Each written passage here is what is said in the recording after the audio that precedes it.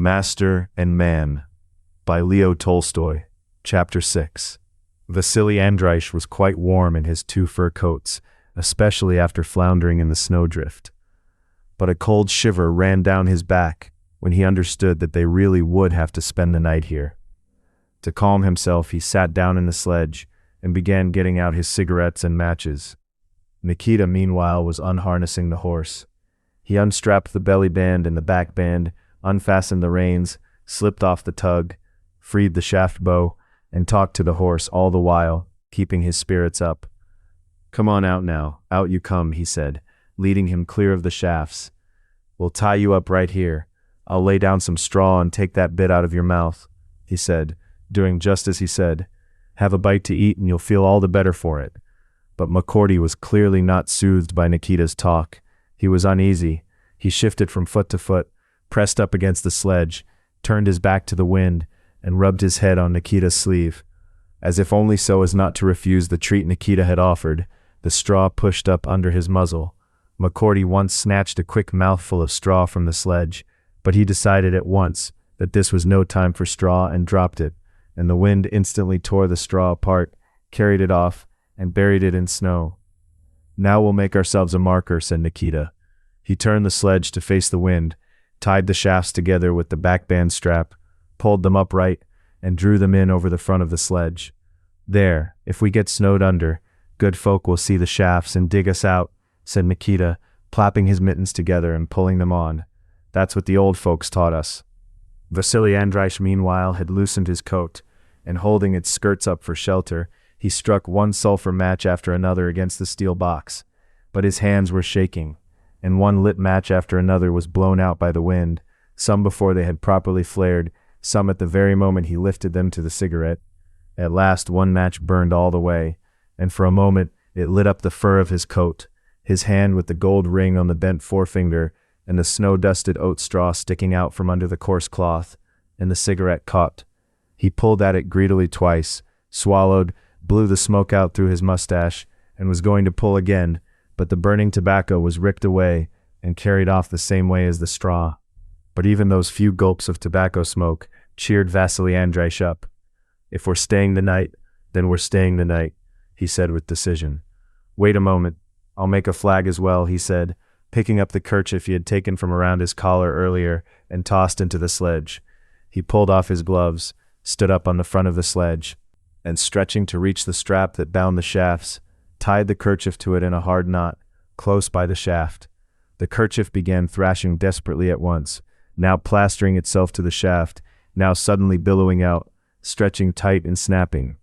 "Look how fine that is," said Vasily Andreich, admiring his work as he lowered himself into the sledge. "Warmer if we sat together, but 2 of us won't fit." "I'll find myself a place," answered Nikita. "Only the horse needs covering first. He sweated right through, poor dear. Let me," he added, and stepping to the sledge he pulled the coarse cloth out from under Vasily Andreich. He folded the cloth double, and after slipping off the breeching and removing the saddle pad, he covered McCordy with it. "You'll be that much warmer, little fool," he said, putting the saddle pad and the breeching back on the horse over the cloth. "And will you be needing the sacking? And give me a bit of straw," he said when the job was done, coming back to the sledge again. And having taken both from under Vasily Andreich, Nikita went behind the sledge, dug himself a hollow in the snow there, laid straw in it, pulled his cap down hard, wrapped his caftan around him, covered himself over with the sacking, and sat down on the straw he had spread, leaning against the wooden backboard of the sledge, which kept off the wind and the snow. Vasily Andreich shook his head in disapproval at what Nikita was doing, as he generally disapproved of peasant ignorance and stupidity, and began settling in for the night. He smoothed the remaining straw across the sledge, packed it thicker under his side, thrust his hands into his sleeves, and tucked his head into the corner of the sledge, up by the front which sheltered him from the wind. He did not feel like sleeping. He lay and thought. He thought about the one thing that made up the sole aim, meaning, joy, and pride of his life, how much money he had made and could still make, how much money other men he knew had made and had, how those others had made and went on making their money, and how he, just like them, could still make a great deal more. The purchase of the Goryachkin Grove was a matter of huge importance to him. He hoped to clear maybe 10,000 on that forest at one stroke. and in his mind, he began pricing the grove he had seen in the fall, where he had counted every tree on 2 desiatnas. The oak will go for sledge runners, building timber, that goes without saying, and there'll still be a good 30 cords of firewood to the desiatna, he said to himself. At the very worst, each desiatna leaves 225 rubles. 56 desiatnas, that's 56 hundreds, plus 56 hundreds, plus 56 tens, plus 56 tens again, plus 56 fives. He could see it came out to over 12,000, but without an abacus, he couldn't reckon exactly how much. 10,000 I still won't give.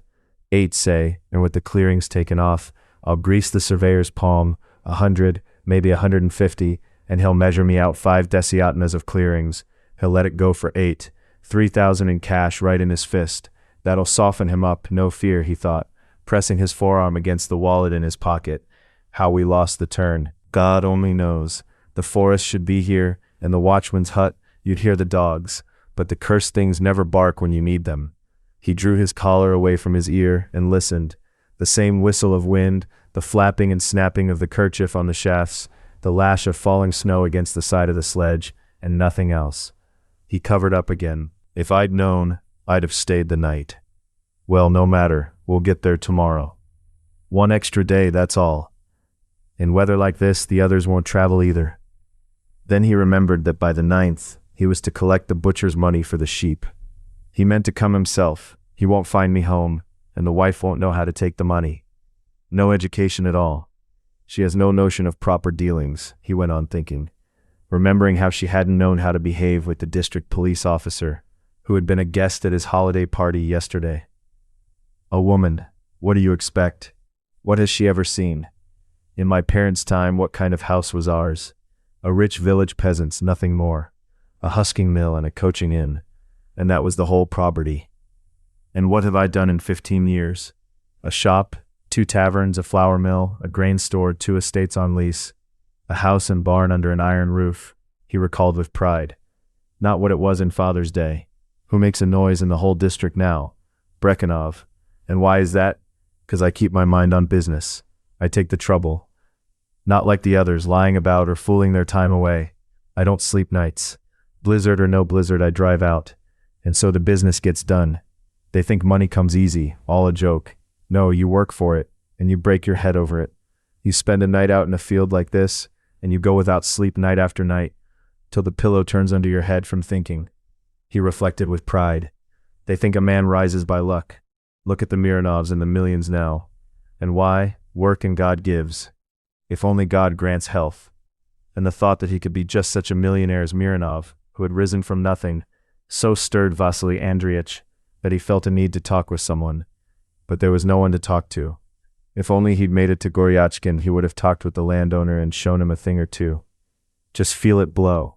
It'll snow us in so deep we won't get out in the morning, he thought, listening to a gust of wind that beat against the front of the sledge, bending it and lashing snow against the boards. He raised himself and looked around. In the white swaying darkness, all he could see was Mukorty's dark head, his back under the fluttery cloth, and his thick knotted tail. All around, on every side, before and behind, was one and the same even, white, swaying dark, sometimes seeming to thin a little, sometimes thickening more than ever. And I shouldn't have listened to Nikita, he thought. We should have driven on. We'd have come out somewhere, back to Grishkino at least, and slept at Taras's. Instead, sit here the whole night. Now what was that good thought of mine? Yes, God gives for labor, not to idlers, loafers, or fools. And I need a smoke. He sat up, took out his cigarette case, and lay down flat on his belly, screening the flame from the wind with the skirt of his coat. But the wind found its way in and put out the matches one after another. At last he contrived to get one lit, and he smoked. That he had gotten his way pleased him greatly. Though the wind smoked more of the cigarette than he did, he still got in 2 or 3 pulls, and he grew more cheerful again.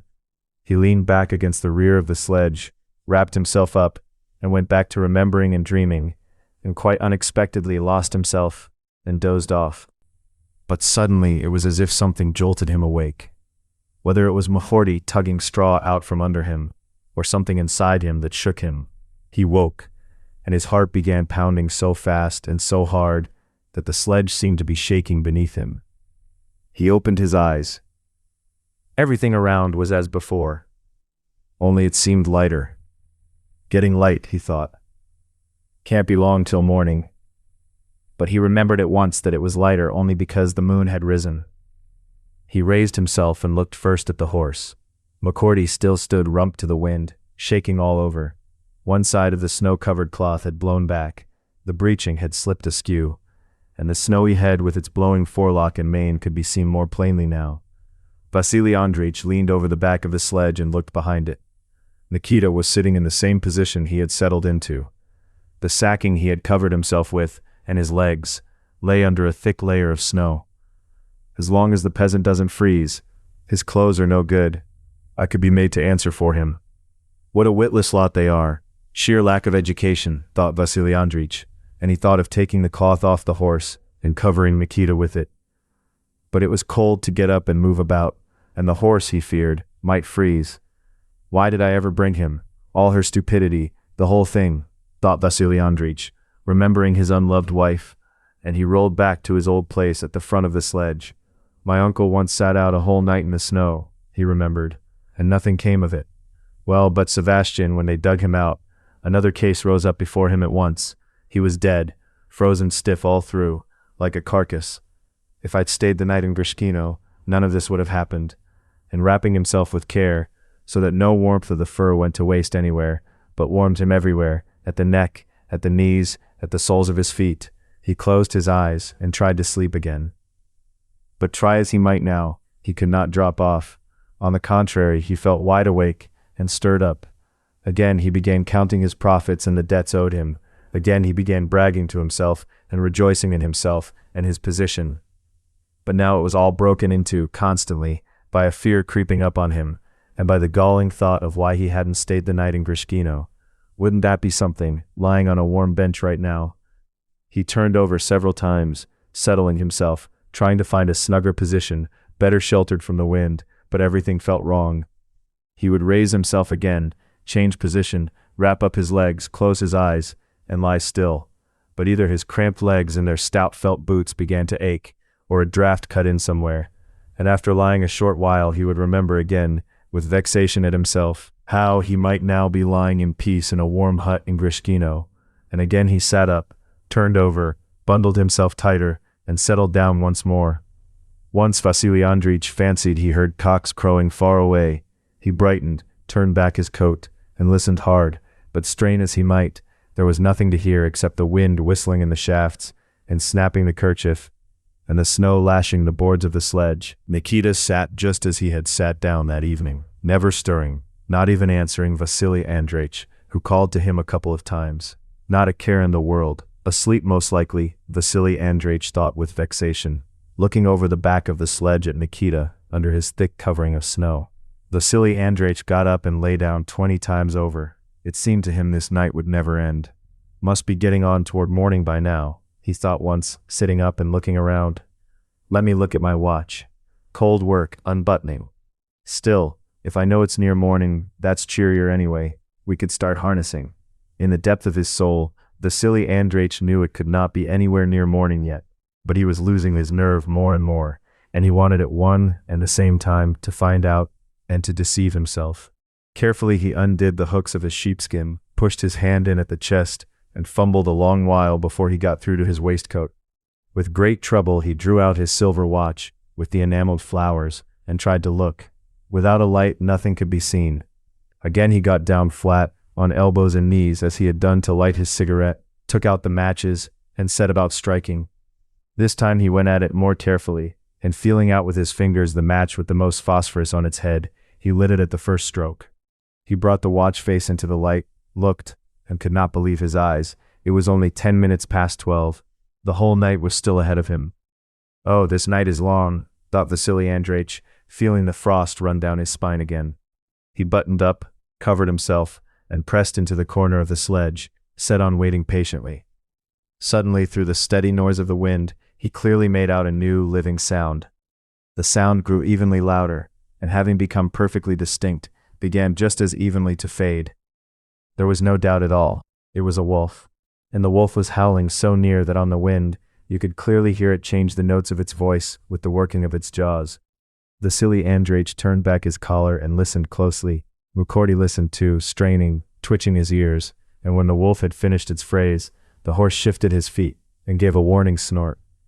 After that, Vasily Andreich could not sleep, and could not even calm himself, however hard he tried to think about his accounts, his affairs, his reputation, his standing and his wealth. Fear took hold of him more and more. And over all his thoughts, and mixed into every one of them, stood the thought of why he hadn't stayed the night in Grishkino. The forest can go hang, there's business enough without it, thank God. Ah, if only we'd put up for the night, he said to himself. They say it's drunks that freeze, he thought. And listening to his own sensations, he noticed that he was beginning to tremble, not knowing himself what he trembled from, cold or fear.